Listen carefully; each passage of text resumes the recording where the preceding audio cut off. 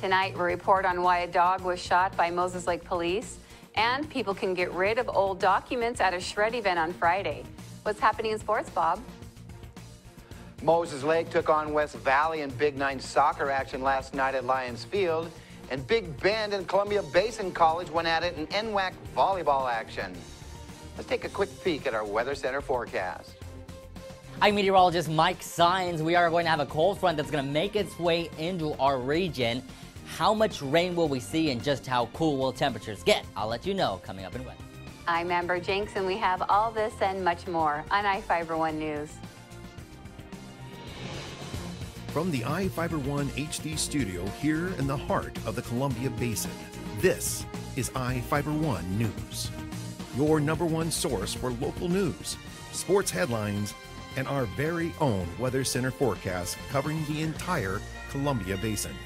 This is iFIBER 1 News, and it starts now.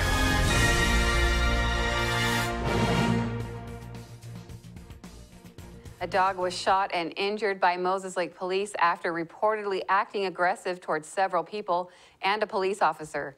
An officer responded to West Loop Drive on Monday night after a woman reported an aggressive pit bull running in yards and charging at people. According to Moses Lake police on Wednesday, the officer reportedly pepper sprayed the dog and it began to go back to its residence. The dog then charged at the officer, who pepper sprayed the dog a second time. The dog again backed off, but reportedly charged at the officer again when the officer shot the dog, according to Captain Dave Sands. The shooting is under investigation. An upcoming community forum will give people the chance to learn more about annexation involving fire protection for Soap Lake. Reporter Joe Utter has the details. Soap Lake residents can learn more about Grant County Fire District 7 providing fire protection to the city on October 15th. District Chief Kirk Shepard and Mayor Raymond Gravel are going to talk about a measure allowing the fire district to annex the city during a meeting starting at 7 p.m. at the Soap Lake Senior Center.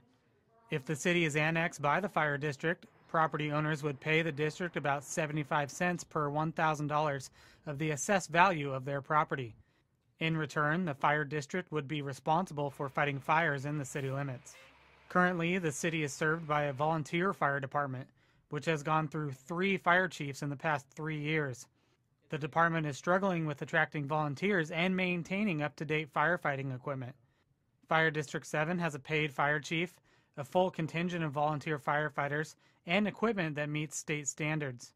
People can ask questions of the mayor and the chief about the possible annexation during the meeting. This is Joe Utter for iFIBER 1 News. A car was damaged by gunfire early Wednesday morning outside of a Moses Lake home. Moses Lake police responded to a home on Miller Drive Northeast after people reportedly heard gunshots in the area.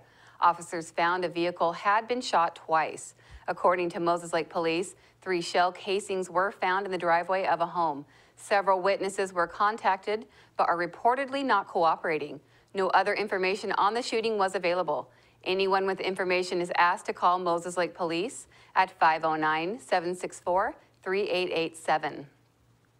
A man was reportedly robbed at knife point in Moses Lake after trying to pay for sex. A 35-year-old man initially told police he was standing near the railroad tracks at the end of Milwaukee Avenue on Tuesday afternoon with a 21-year-old Moses Lake woman, Charlie Gold. According to the Moses Lake police, the victim claims he was paying to have sex with her. Wayman Turner, a 30-year-old Moses Lake man, allegedly walked up to the victim, pulled a knife, and held it against the victim's chest and neck. He reportedly told the victim to take off his pants and shirt. Turner allegedly stole $250, a wallet, and 2 cell phones from the victim and fled with gold. The 2 suspects were found and arrested. Turner was arrested for robbery in the 1st degree, and Gold was arrested for prostitution. Now we take a look at people being sought by law enforcement. This is Sheriff Tom Jones with the Grant County Sheriff's Office. Each of the people you see here have a warrant for their arrest. If you see any of these people, we ask you do not attempt to detain or apprehend them, but call us at 509-762-1160 or send us an email at crimetips@co.grant.wa.us. If the person is presenting a danger, call 911. With your help, we can bring these people to justice and make our community safer. We'll be back after this. My name is Kat Sanderson, Managing Broker for Pillar Rock Realty Group. We love the Columbia Basin because it's our home, and we want to give back to our community by kicking off our Pay It Forward campaign.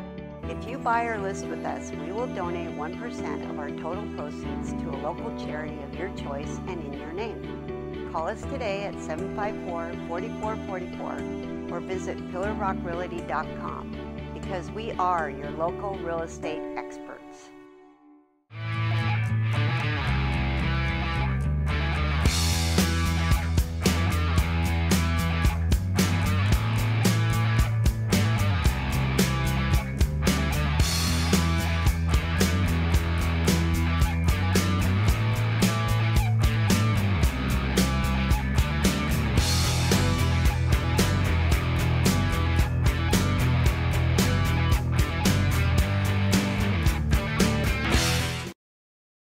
This weather segment is brought to you by Barry Motors, one great place to buy and service a car. I'm meteorologist Mike Sines with a look to our weather headlines. We're going to see a decrease as far as temperatures go for highs. Cold front makes its way through by the weekend, bringing us a chance of rain. And the main threat with these storms, or cold front rather, is going to be gusty winds. We will have isolated showers and rain showers, but the main threat is going to be gusty winds once this storm goes through. Here's a look at our almanac for us here in Ephrata. We reached a low right around the 49-degree mark. The record low was set back in 1983 of 32 degrees.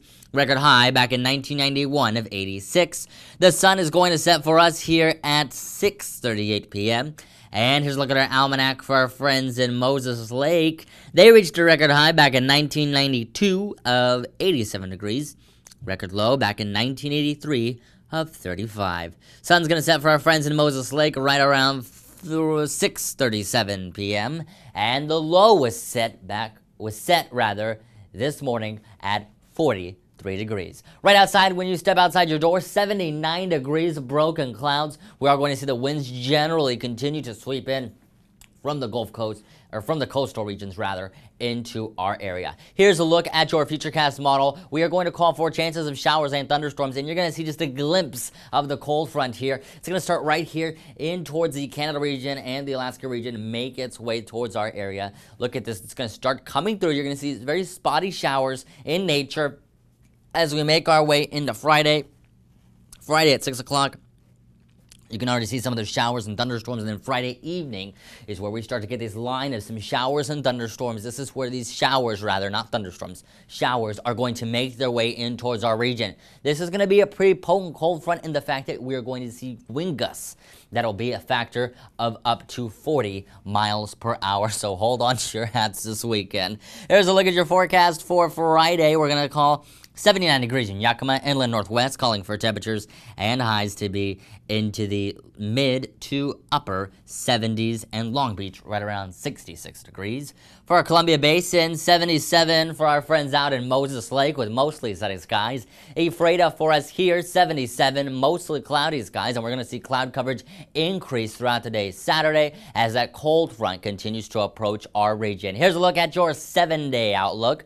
Calling for tomorrow, we're going to see cloudy skies, and then Saturday, that cold front's going to push on through, 30% chance to see showers in the morning time frame, and we are going to see wind gusts up to 40 miles per hour.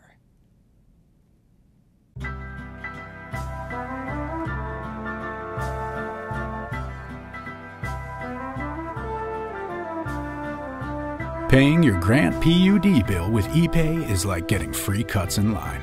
You pay when you want, how you want. Get free cuts in line with Grant PUD ePay. Visit grantpud.org. Oh, dude, I'm just in the theater. It's totally cool.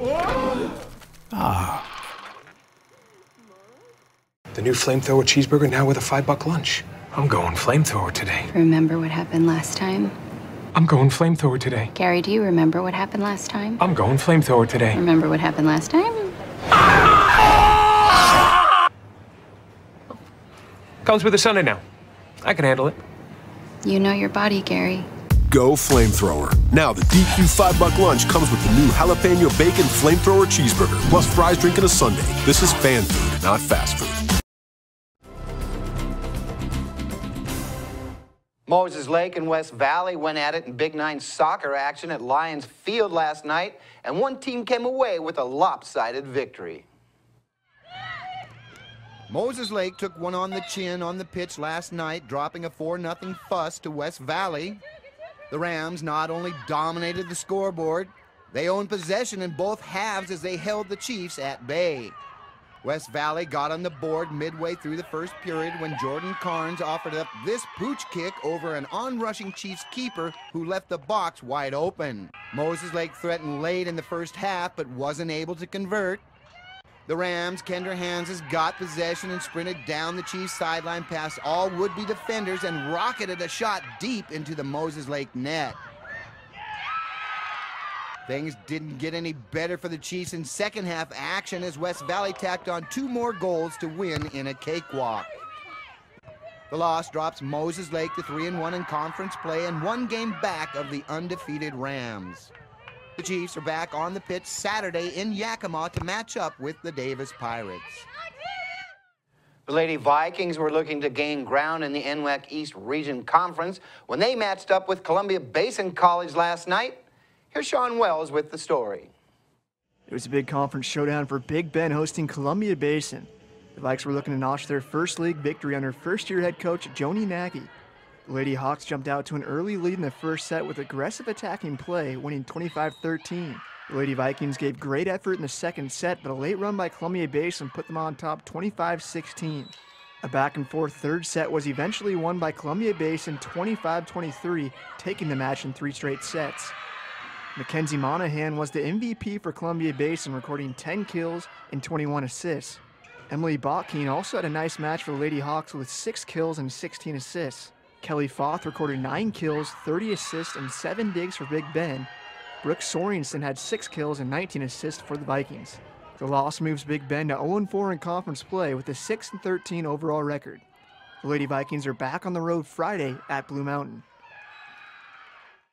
The Mariners dropped a 7-6 slugfest to Houston at Safeco Field last night. It was a seesaw battle that saw the M's jump up to a 2-0 lead in the bottom of the second. The Astros scored 3 times in the 5th to take a 3-2 lead. The Mariners got back-to-back homers by Kyle Seager and Nelson Cruz in the bottom of the inning, and Seattle regained the lead 6-3. Chris Carter launched a 3-run homer in the 6th to tie the game, and then the Astros pulled ahead 7-6 in the 7th and held on for the W. The Mariners have an off day today, but open their final 3-game series of the season against the A's on Friday at 7:10 at Safeco Field. Hisashi Iwakuma looks for his 3rd straight season of 10 or more wins. He's 4-4 with a 4.71 ERA at home this season. We'll be right back after this commercial break. You don't have to drive to Seattle for exceptional cancer care. Confluence Health's cancer program delivers world-class care close to home. We have a highly experienced oncology team in a state-of-the-art facility, and we're a member of the Seattle Cancer Care Alliance, which gives our patients access to world-renowned therapies developed at Fred Hutchinson, the University of Washington Medicine, and Seattle Children's. Together with the SCCA, we're delivering world-class cancer care close to home.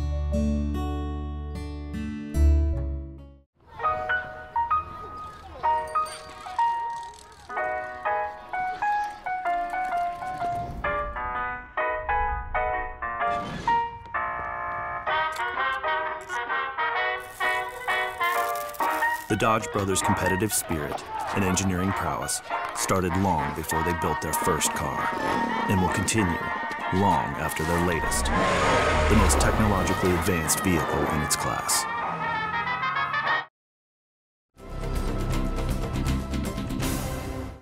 Our spotlight story tonight is about an Ephrata furniture store owner who is also one of the world's elite Ironman triathletes and is competing in the World Championships later this month. Reporter Jeff Chu has the story. At 51 years old, Kelly Moore of Ephrata has the lean, muscular body of an athlete half his age. But Moore, who owns Moore Furniture in Ephrata, says it wasn't always like that. In 2006, his relatively sedentary lifestyle of playing in a rock band, drinking beer, and video gaming came to an end. About 6 months later, I looked at myself in the mirror one morning and was out of shape and overweight, and started to have spider veins showing up in my cheeks. And I was only 43 years old, and I decided that wasn't the way I wanted to do this. Life's too short to go through being at a health risk, and I had kids that were expecting me to be there at their weddings someday, and I got commitments, and I decided I needed to make a change.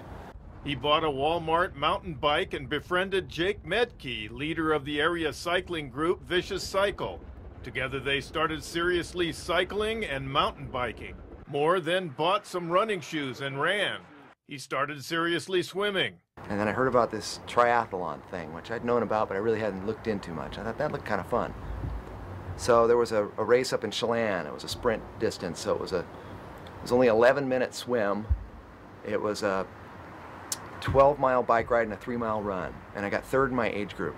And I was so excited. I had so much fun doing that I just went right straight from there into a half Ironman distance. Everything got easier, it seemed like, even just playing with my kids. Today, Moore is among an elite worldwide force of Ironman triathletes who swim, bike, and run thousands of miles a year to stay in shape for the big events. Moore competes in the Ironman World Championship on October 10th in Kona, Hawaii. It is his 17th Ironman and his 34th marathon. It's his first World Championship, and he got in through the Ironman Legacy program. It gives dedicated competitors such as Moore, who has long competed in regional and national events, a shot at the World Championship. Moore can be found swimming in Deep Lake at Dry Falls State Park, his wife Janice not far behind him in a kayak. He can be seen running along the roads of Ephrata and biking at speeds only competitive racing cyclists can achieve. What is a triathlon? Moore explained. The swim distance is 2.4 miles, which is hard for people to wrap their head around because a lot of people don't get distance with swimming very good. But it's doing the freestyle stroke for me for about an hour and 15 to an hour and 20 minutes straight without stopping. And then we get on the bike and we do a 112-mile bike ride, which is, the equivalent of from here to Spokane. And a lot of those, they like to design courses that aren't flat and easy either, so they'll have, the last one I did had 5,000 feet of climbing in it too. Then we get off the bike and we get to do a full marathon after that. That's when you find out what you're made of. Why does he still compete now that he's a senior? There's times where my body's reminding me that I'm not, in my 30s or 40s anymore. Janice, once a triathlete herself, now prefers cheering her husband on and enjoys traveling and vacationing at race locations. What's it like being the wife of a triathlete? He works out a lot, so our family has adapted to that. We eat healthier than we ever used to. I think we're lucky that we work together because I talk to other wives that get a little frustrated maybe with the training time.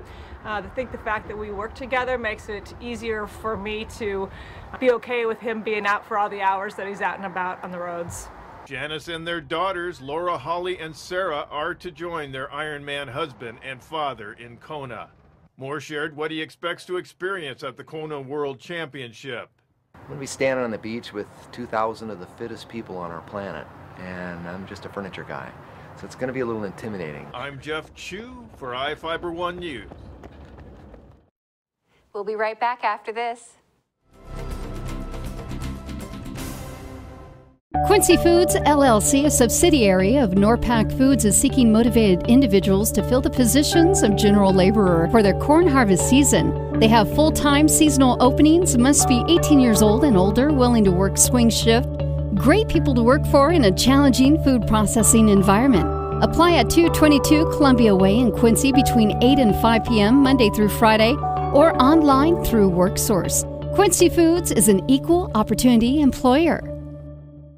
Well, one thing I knew from being a patient myself was that a dental office is a scary place to come to. And so we wanted everything possible to make sure that our office is a comfortable place for our patients to visit.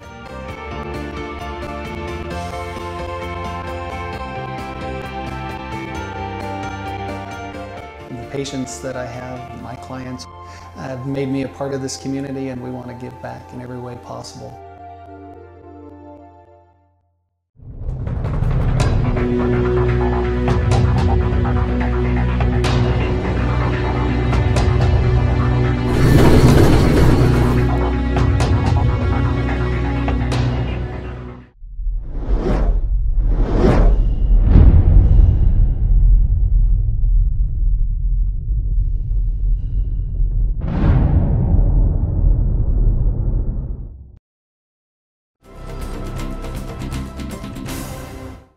Welcome back.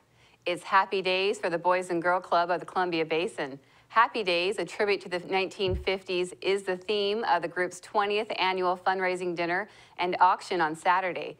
The event offers wine and microbrew tasting, dinner, and an auction. The event starts at 5 p.m. at the Big Bend Community College A-Tech building. Tickets cost $100. The silent auction begins at 7 p.m. and is followed by a live auction at 8 p.m. Costumes with the 1950s theme are encouraged. People can get rid of old documents on Friday at Horizon Credit Union locations in Ephrata and Moses Lake.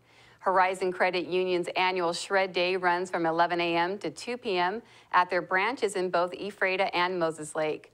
People can bring in old loan documents, bank statements, checks, or any hard copies of documents with personal information. Documents are limited to a 3-box limit. Both credit union and non-credit union members are invited. Free refreshments will be provided. The credit union will be collecting donations for their Change for Children fundraiser benefiting the Boys and Girls Clubs of the Columbia Basin. A Moses Lake truck driver was seriously injured in a collision with 2 semi-trucks Wednesday morning on Interstate 90 near North Bend. Travis Logg, a 32-year-old man, was driving a 2000 Peterbilt semi-truck and trailer west on I-90 when he tried to take an exit, struck a sign, and collided with a 2016 Freightliner semi-truck parked on the shoulder. According to the Washington State Patrol, the Freightliner was reportedly pushed into a 2016 Kenworth semi-truck, also parked off and on the shoulder. Logg was taken to Harborview Medical Center in Seattle with critical injuries. The other 2 drivers were injured and taken to Snoqualmie Valley Hospital. The cause of the collision is under investigation. In Northwest news, authorities say a suspect is in custody in a mass shooting at an Oregon community college. Preliminary reports from Oregon State Police say at least 10 people were killed and more than 20 others injured in the shooting. The incident occurred this morning on the campus of Umpqua Community College in Roseburg. A school official told reports shots were fired in 2 buildings and the school went into lockdown. The Douglas County Fire Marshal says law enforcement found multiple victims in at least 2 classrooms. The campus is located about 70 miles south of Eugene. A marketing spokesperson for a hospital in Roseburg says several shooting victims have been brought in for treatment. Beginning today, Oregon residents can legally buy recreational marijuana. About 200 medical marijuana dispensaries, most of them located in Portland, have registered to sell recreational pot. As Cole Miller reports, they've been gearing up for the first day of sales. It's going to be extremely busy. The shop is ready, the product on display, and the countdown to recreational marijuana sales is underway. The whole team's been preparing for a couple of years for this. Shane McKee is one of the owners at Shango Premium Cannabis. Here at their airport location, it's one of a handful opening its doors at midnight to usher in a new era. The early start was a little bit of a surprise for us. So we thought we had till 3rd quarter next year, and here we are 3rd quarter this year. In all, we found out more than 100 dispensaries around Portland will begin selling at some point tomorrow. That means anyone 21 or older can buy a 1/4 ounce a day, no edibles just yet, and they'll have to use it in private. The Portland City Council today passed an ordinance that would also put limits on the hours of operation and ensure that stores selling recreational pot can't be within 1,000 feet of each other. But those rules will not be enforced right away. I don't see any problems. We're prepared. This is something that's happening in mainstream society. A group of parents meeting in the Park Rose neighborhood tonight are hoping the start of recreational sales here will also start a conversation. This is about breaking down stereotypes and preconceived notions that people might have about marijuana users. But they realize it's going to be an adjustment for everyone, from dispensaries on down. Even if it's not something you agree with or not something that you choose to use or that you are comfortable being around, it's still an important time because we as citizens of Oregon are going to be walking this walk of new, recreational legal marijuana sales together. That's going to do it for us here at iFIBER 1 News. We want to thank you for watching and we'll see you again tomorrow.